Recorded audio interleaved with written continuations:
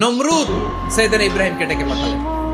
নমরুদ বলে, ইব্রাহিম তুমি নাকি মূর্তির পূজা না করে কোন নতুন রবের ইবাদত করো, কে তোমার রব?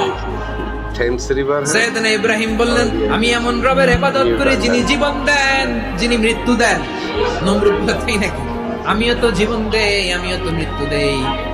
নমরুদ বলে, দেখো দুজনকে ধরে আনলাম, একজন কয়েদিকে দিলাম মৃত্যুদণ্ড, আরেকজন যে দাঁড়িয়ে আছে চাইলে ওরেও আমি মৃত্যুদণ্ড দিতে পারি, কিন্তু না, ছেড়ে দিলাম, মানে জীবন দিলাম।